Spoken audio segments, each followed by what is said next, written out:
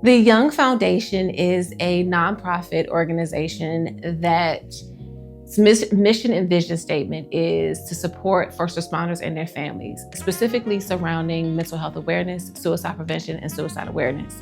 It was established in 2023 after a crisis that happened to our family, specifically my husband, October 27th of 2022. He was law enforcement and he took his life at our home. And so I just remember very specifically walking away from that experience saying something has to come from this. We cannot just accept defeat, accept crisis, and just that be the end of the story, but we need to make something happen out of this. And so in the last 3 years, we have been blessed to be able to offer resources to people to get help. And as it relates to mental health awareness, we've get countless DMs and emails and text messages and calls about people who are suicidal or who struggle with suicidal ideation. And I'm blessed to say that they have all gotten help and that there is open doors of communication that wasn't there before. But ultimately, it has tempered the conversation around it to provide a level of transparency that wasn't there before. And for me, it has shown me, because those conversations are behind closed doors, right? So for me, it's shown me that even the ones that are smiling and doing all the creative things and preaching and singing and teaching all have issues and all struggle. So here we are, just trying to make a difference in the world. The biggest thing that I do is working out. I am in the gym actively 6 days a week. And in that, I also train. So I am not only getting my own workout, but I'm surrounded by people who are like-minded, who I can laugh with, I can joke with, who just provide an environment of good time. You never know what people are going through. So many times in the gym, we have real conversations at the weights. We have very emotional conversations in the gym. We pray in the gym sometimes. Like, it has been the biggest blessing of my life to be able to be on the side of it where not only am I getting my workout, but I'm helping to cultivate a community at the same time.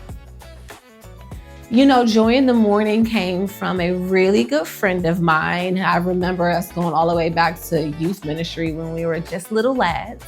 But she's in the gym with me weekly. And I was explaining to her the struggle that I was feeling in doing some research and kind of garnering some responses from my friends and family about how they were receiving the message that I was giving. And I heard repeatedly that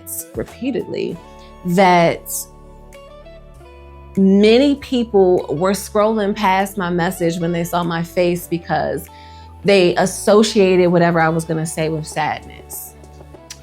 And for me, I felt like I was being like the light of the world, and the audience who I'm trying to reach felt as if it was like depressing and heartbreaking. And it specifically came to pass because like my grandmother who lives in another state would call and be like, I'm so worried about you. And I'm like, why? What are you worried about? But what I found is that although I skydive, I bowl, I work out, I run businesses, I have a good time and I have a jolly personality, the social media world wasn't seeing that. So all they were seeing was just the sadness and the grief and the conversations surrounding suicide.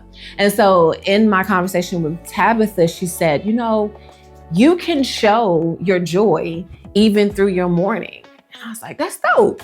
And then as I was driving away, she texted me mourning, MOURNING, versus mourning, and like said, we can do both. Like, you can really show that you're still mourning, but there is joy in the morning. When I wake up at 4 a.m, I am not sad. I am grateful that I'm here. I'm grateful that I get to do ministry in the form of fitness. I'm grateful that I get to do ministry in the form of consignment. I'm grateful that I get to have these conversations with like-minded people about mental health awareness. And so I was like, that's really something I want to tap into. And so we created a series called Joy in the Morning that we sparked January 1st of 2026. And every day it's just little conversations from people in my world, the gym, the church, the grocery store, whatever, talking about what they're grateful for or what great thing happened to them today. And what I also found is that many people struggle with finding gratitude. We can find all the things wrong, but I had to do a couple takes for a lot of people because they could not find just the basic things that they were grateful for. So I am elated that I have the ability to show that there are some really tough days, but there are some really good days too. And there would not be a consignment store or a 5 a.m. workout group or a foundation if the tragedy hadn't happened. And so we have to find the sunshine in all of the things. And so I've done that, and I just want to kind of show that to the audience now. I have a very robust background in performing arts.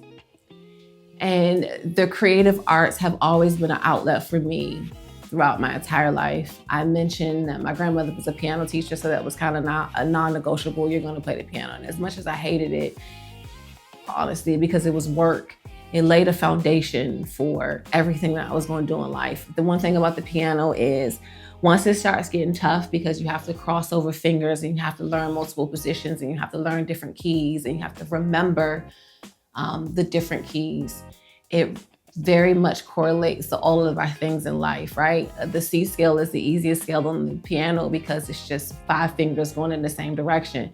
But when you have to be able to jump through the hurdles and the obstacles and cross your fingers and cross paths with things that aren't pleasant, you got to figure out a way around it. You got to get to the end of the song. And so the arts and music specifically really holds a special place in how it shapes your mental health. My friend and business partner has a very eclectic taste in music. And one of the things that she really enjoys is the more of the mellow, somber music.